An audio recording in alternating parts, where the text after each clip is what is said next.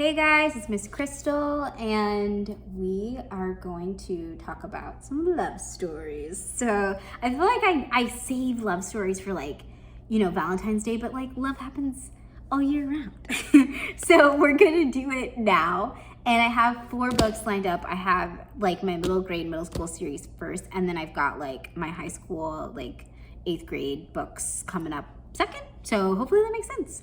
Okay, here we go. Karthik Delivers. I feel like I should have looked up how to pronounce this kid's name before I did this, because now I feel like I'm messing it up. But anyway, he's super cute, right? He's really cute, and he's delivering stuff for his family store, which is very nice of him, and his family relies on him a lot. But he has a crush on this girl at school named Chewy, but she has a crush on this boy named Jacob, who's his arch enemy. He hates him so much. But he feels okay, I'm gonna get Joey's attention by being in this play about Lenny Bernstein. So he gets the lead of this play, and he plays this musician, Lenny Bernstein. And he starts to really like the role and really like what he's doing. And he's maybe acting as my calling, who knows? But also his parents are not down for that, because they're already super stressed.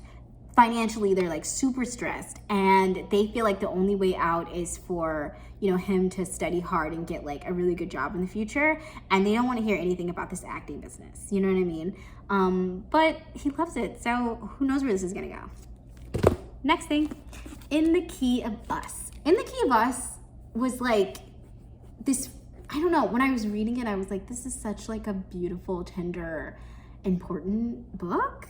I don't mean to make it sound super serious, but it was just, I mean, it kind of is, there's a page of triggers in the front.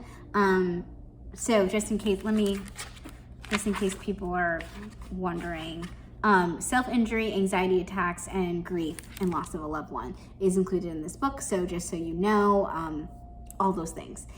It is kind of heavy in that sense. So you've got Andy and Zora. They're the 2 lovebirds of this particular novel. So you've got Andy. She is dealing with the grief of losing her mom, who was a very important person in her life and her muse sort of for her life.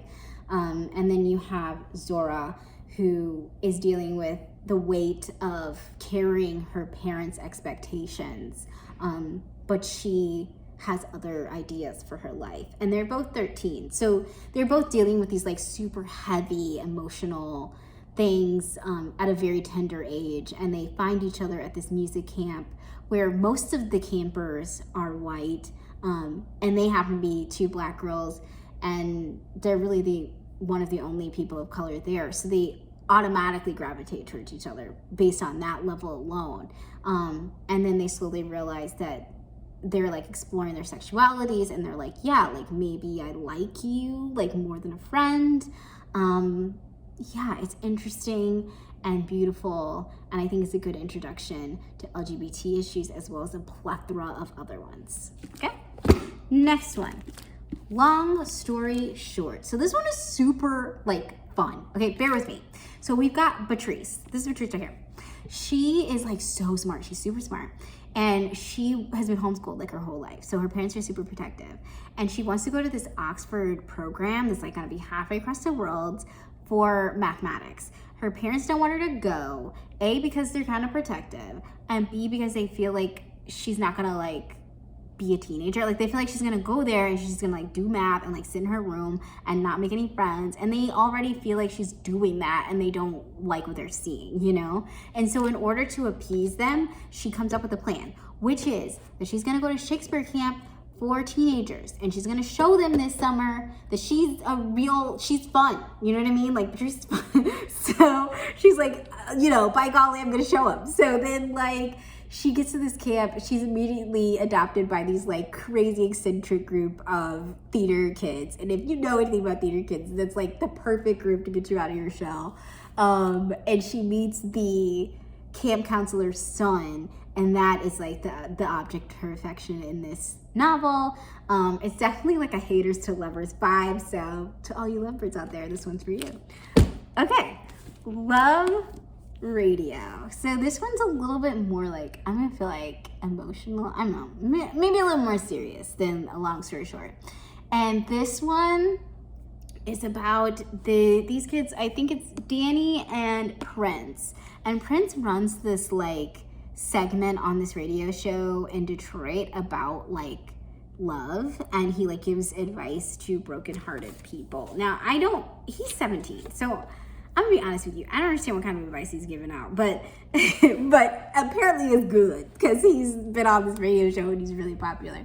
But he doesn't have time for love himself because he has to do his job, and he also like has to take care of his mom who has MS, and he also has to take care of his little brother, and so he's just like spread super thin, and he feels like he doesn't have time for anyone. But then he sees Danny and he's like, I have time for that, you know?